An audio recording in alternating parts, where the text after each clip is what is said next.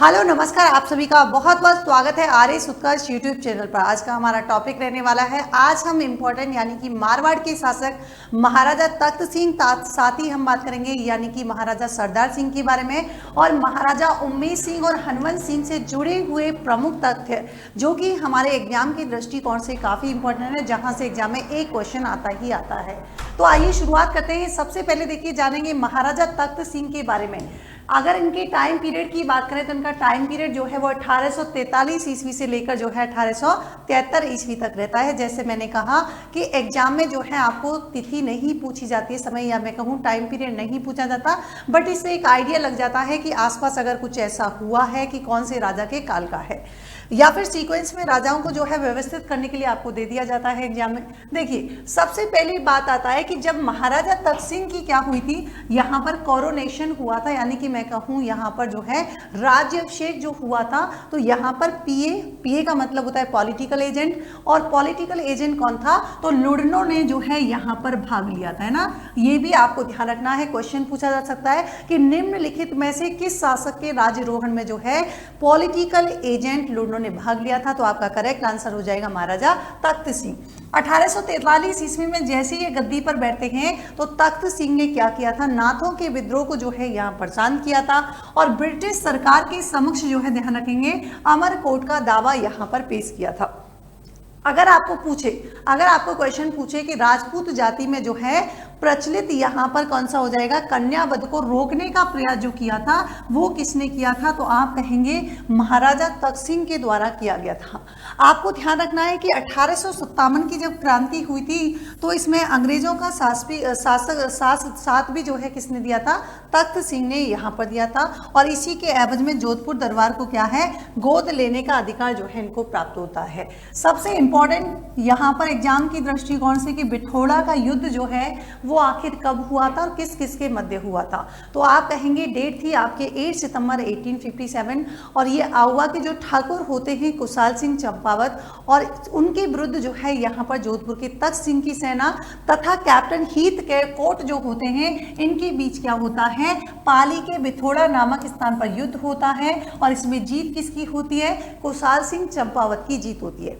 यहीं से एक और क्वेश्चन पूछा जाता है, कौन सा, चेलाबास का युद्ध। Very very important. डेट क्या है, ये 8 सितंबर था, 10 दिन बाद यानी कि 18 सितंबर को यहाँ पर होता है। आप सभी को पता है कि उस समय जोधपुर के यहाँ पर जो गवर्नर है मैक मोशन की हम बात कर रहे हैं, और क्रांतिकारियों के मध्य में क्या होता है, वही पाली के चेलावास नामक जगह पर होता है, और इसमें जो है जो कि जोधपुर के यहाँ पर जो मैक मोशन होते हैं उनका सर काट दिया जाता है और आउवा के किले पर जो है लटका दिया जाता है। इसी युद्ध को जाना जाता है काला गोरा का युद्ध। तो आपको ध्यान रखना है कि काला गोरा का युद्ध किस किस के मध्य हुआ है, या इसका उपनाम क्या है, चेलावास का युद्ध, या फिर कौन से समय हुआ है। महाराजा तख्त सिंह ध्यान रखेंगे और ब्रिटिश सरकार जो होती है दोनों के मध्य क्या होता है, 1870 ईस्वी में जो है दोनों के मध्य यहाँ पर एक समझौता होता है, और इसके तहत जो सामर झील के नमक अधिकार हैं वो ब्रिटिश सरकार को क्या है, ठेके पर दे दिए जाते हैं। ये भी आपको ध्यान रखना है। मैम एक बात बताइए, आपने मेयो कॉलेज तो सुना होगा, तो मेयो कॉलेज की जब स्थापना की जाती है तो 1 लाख रुपए का चंदा जो है वो भी तख्त सिंह के द्वारा यहाँ पर दिया गया था, और तख्त सिंह के द्वारा तो दिया गया, ठीक है, लेकिन क्वेश्चन भी पूछ लिया जाता है कि मेयो कॉलेज था उसके प्रथम प्राचार्य कौन थे, ओलिवर सेंट जॉन यहाँ पर थे।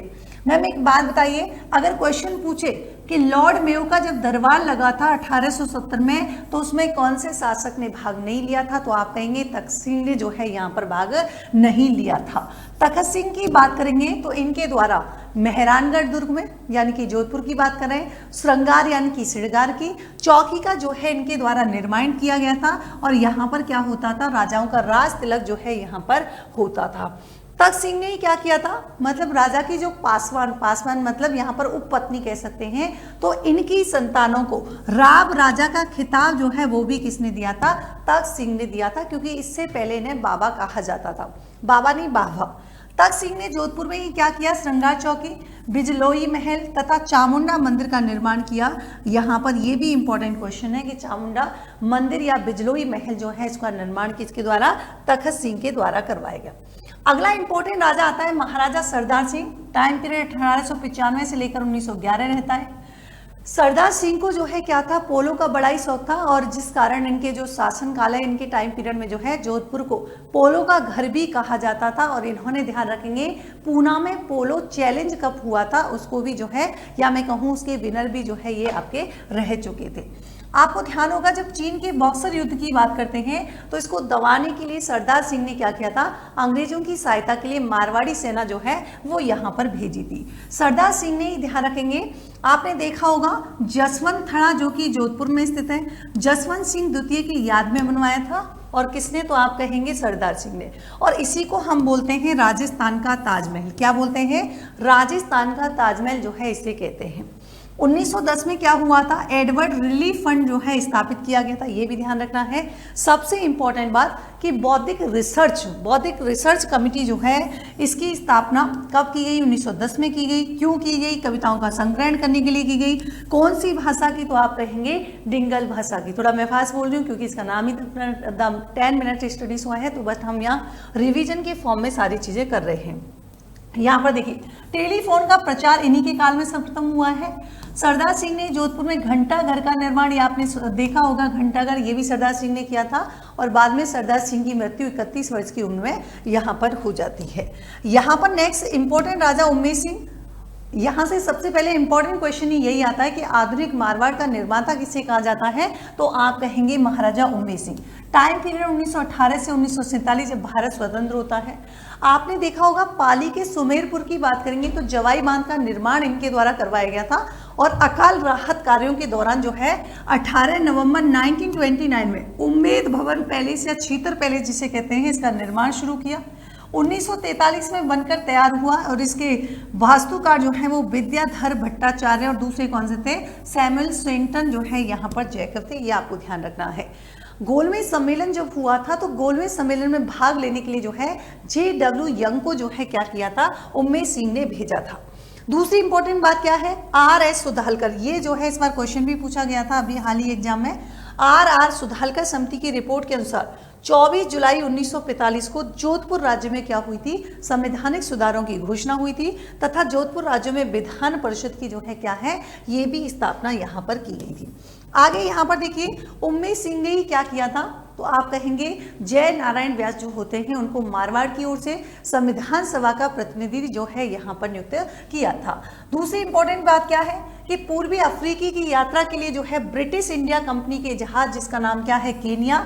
और दूसरी बात करेंगे दिसंबर 1934 में पूर्वी अफ्रीका की दूसरी यात्रा के दौरान जहाज दूसरे का नाम क्या है, करंजा का जो है इन्होंने यूज किया था, ये आपको ध्यान रखना है।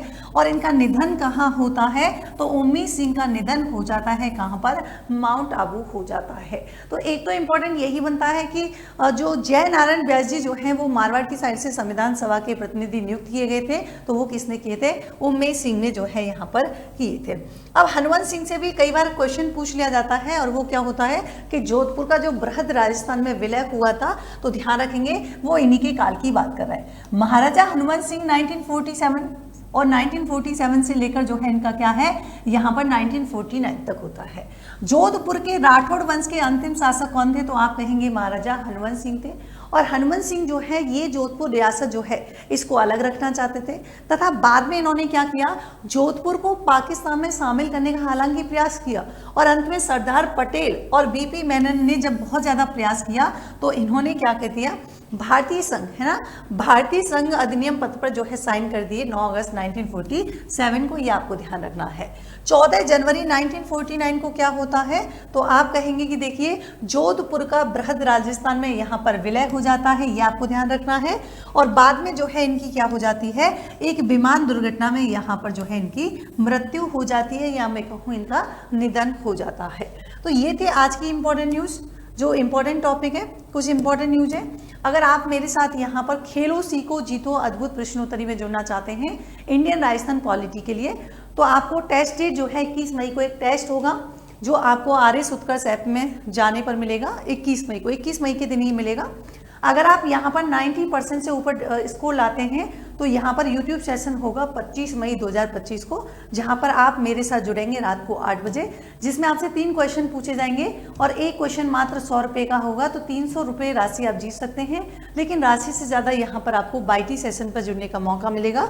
ठीक है। और दूसरी बात, सभी फ्री कोर्स अवेलेबल हैं उत्कर्ष ऐप पे, जैसे संघर्ष से सफलता, RS foundation, RS men's marathon, Rajasthan economic survey एवं बजट 2025 सभी ये आपके फ्री कोर्स अवेलेबल हैं। और इसी के साथ ही RS mock interview phase 6 start हो चुके हैं, जो कि डॉक्टर ललित के पवार सर के मार्गदर्शन में किए जाने हैं। तो यहाँ पर 4 एक्सपर्टीज भी हमारे सामने है। RS foundation live from Jodhpur Jaipur classroom, standard fees 32,000 रुपये, प्राइम फीस 37,000 रुपये यहाँ पर होने वाली है। तो ये थे आज के इम्पोर्टेंट, यहाँ पर हमने टॉपिक, यहाँ पर जो है टॉपिक डिस्कस किया है। ऐसे ही यूजफुल टॉपिक के साथ यानी कि आमिर के कछुआ वंश के साथ हम नेक्स्ट सेशन में मिलेंगे। तब तक के लिए thank you so much, take care, good night.